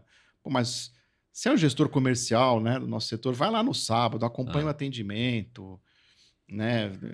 Vive o dia a dia. Vive o dia a dia do negócio. No stand é que as coisas acontecem. No nosso setor primário, é no stand. Lá que está o terreno, lá que vai ser construído o imóvel, lá que está o corretor, lá que vai passar o cliente. Né? Tudo lá, né? Tudo lá. Lá que as coisas acontecem, né? Muito bom. O que você mudaria no setor se você tivesse um superpoder? Acho que a economia brasileira. Mais nesse momento. Né? Nesse momento, porque não é fácil, né? Como a gente sabe, a Selic é a 15%. A gente brinca. Pra quem não sabe, hoje o dia da nossa gravação, o episódio vai no ar depois, mas hoje o dia da nossa gravação é o dia da taxação dos 50%, né? No dia, né? Trump, hoje de manhã. Hoje de manhã a bomba. O negócio amanheceu caloroso. É, caloroso. Então, poxa, a nossa... Não, acho que a economia mundial tem sofrido algumas turbulências aí, né? E o nosso mercado está muito ligado à economia. Né? Então, eu acho que se eu... Fácil, vamos, sabe? Se não, pelo menos não nos atrapalhe, né? Hoje, realmente, né, para o cliente fazer uma compra à vista, ele precisa sentir que ele está tendo uma grande oportunidade. Sim. Porque se o imóvel dele não vai valer mais daqui a 15% a mais daqui a um ano, ele deixa o dinheiro no banco. No mínimo 15% a mais. É lógico que tem a conexão emocional com o imóvel. Se ele vai para morar, não está pensando só nisso. Mas também ninguém quer rasgar dinheiro, né, gente? Então, eu acho que se um passe de mágica era ajustar essa economia. Sabe, a gente tem uma economia certeiro. suíça aqui. O que você diria para o Eduardo de 20 anos atrás? Cara, vai fundo, pisa fundo, você gostou muito desse mercado, se apaixonou, vai fundo, vai aprendendo na prática, é que as coisas vão dar certo, né? Às vezes um caminho tortuoso ali, mas assim, resiliência, né? Importante demais. Né? O nosso, tanto para o incorporador, que é uma atividade de capital intensivo, né? É dinheiro na frente, o ciclo, às vezes... Nós temos um loteamento lá de Joinville, que a gente está lançando agora, da linha Conviva, que, aliás, está vendo, hoje vendeu uma unidade lá, que demorou quase 10 anos a aprovação. Olha a resiliência do incorporador, né? Aí, mérito todos aos sócios da Lote 5 aí, de aguentar relação com sócios. É um case lá em realmente. Então, quer dizer, muito... E para o corretor também. Né? O corretor não acerta em todas, né? O corretor tem que fazer algumas apostas, né? Não adianta ele ficar que nem uma barata tonta querendo vender tudo. Ele tem que, aquilo fala do posicionamento, vale para o mercado de lançamento também. Ele aposta. Mas às vezes foca num produto, mesmo fazendo um bom trabalho, pode acontecer de não vender. Pode acontecer. Resiliência, né? Eu falo no capítulo, né? O corretor, ele... O pessoal fala, ele nasce desempregado, todo dia ele acorda, né? Desempregado e sem salário. Sem salário eu concordo, ele é autônomo. Desempregado não, ele tem muito o que fazer, né? Durante todo o dia. Mas tem que ser resiliente. Né? Alguma dica de livro? Além do Gestão Comercial, obviamente. Né? Eu vou dar a dica do livro do Ricardo, que eu não terminei ainda, mas comecei, estava em viagem agora, que são os hábitos atômicos aí, né? Os cases, eu acho que é muito legal também. Vou dar essa, até porque acho que o nosso público é voltado para a gestão comercial. Vai complementar, né? Vai complementar, certamente. Obrigado. Foi escrito com muito carinho. Foram 2 anos ali de pensamentos para descrever os lançamentos imobiliários, os hábitos atômicos, depois trabalhar muito alta performance e depois traduzir 48 cases que a gente pôde viver e fez a diferença na minha vida e na vida de muita gente, de outros incorporadores, de outros corretores e de muitos clientes. Então, esse livro tem dicas extraordinárias, hábitos atômicos da alta performance, 48 cases de lançamentos imobiliários. Obrigado. Recomendo. Muito bacana. Muito bom. Tô terminando, tô adorando também. Quando terminar, me conta. Tá bom. Muito boa dica. Mensagem final? Eu vou, acho que reforçar, né, a mensagem do livro aí, né? Parceria é relacionamento, né? As parcerias, acho que em todas as áreas, mas no nosso setor, com as corretores, até pela questão da resiliência de cada um. Putz, muita transparência, estamos, né, não é céu de brigadeiro, né? Eu acho que a mensagem é isso, meu. Nossa força de vendas é essencialmente autônoma, seja dentro da house ou no canal de parcerias, é autônomo, né? Ele está ali por opção, né? Por escolha, ele, né? Querendo estímulos para continuar. Então, assim, um relacionamento muito genuíno com a força de vendas. Muito bom, muito bom. Redes sociais que você queira deixar aí para o pessoal, sua ou da empresa, enfim. Eduardo.teles é o meu nome no Instagram, aí. Meu LinkedIn também, Eduardo Teles. Quem quiser pode mandar uma mensagem lá. Teles com 2 L's. Teles, né? Com 2 L's, tanto Isso. no Instagram quanto no LinkedIn aí. Quem quiser tirar mais dúvidas, perguntar, com o maior prazer, eu acesso diariamente aí. Não sou, assim, um grande influencer, por enquanto, né, na rede social. Falar, mas agora como um autor também, já fica mais provocativo. Né? Subiu o patamar. É verdade. Redes sociais, meu amigo, que você queria deixar aí? A principal que eu uso é o meu Instagram, que é ricardo.rochaleal. Lá tem muito conteúdo, todo dia a gente tem uma recorrência de postagens com conteúdos bem interessantes. Então, segue a gente lá no @ricardo.rochaleal, vocês vão gostar. Do Líderes também? O Instagram do Líderes é bacana. É Líderes do Mercado Imobiliário, tudo junto. Lá também tem muito conteúdo, tem os eventos que a gente fez, tem alguns insights do livro e tem muita novidade pela frente que vai acontecer nesse Instagram. Vão começar a vir mais conteúdos e o Líderes também não vai parar só no gestão comercial, então vão ter outros, edição 2, né? Depois edição 3, enfim. Então a edição 2 do Líderes ela já tem um nome, né? Que é Mentalidade Vencedora. E grandes nomes também virão pela frente. E a ideia é isso, a gente ter essa recorrência de literaturas apoiando o conhecimento e aprendizado no mercado imobiliário. Então segue o Líderes do Mercado Imobiliário no Instagram que vocês vão gostar bastante. Muito bom, muito bom. Para você que ainda não me acompanha, é Manuel_Bruno, o meu Instagram também, onde eu posto bastante conteúdo, e também tem o Instagram da Domi, a minha empresa, que é domi.inteligência, e o do próprio projeto aqui, que é o inc.talks. E só para a gente finalizar aqui, né, queria deixar uma mensagem conectada com tudo isso que o Eduardo trouxe aqui para nós, né, antes de agradecê-lo e tudo, que no fim do dia o cliente pode até comprar o seu produto, mas quem vende de verdade é o corretor. E ele só veste a camisa de quem joga junto, respeita, escuta e lidera com clareza.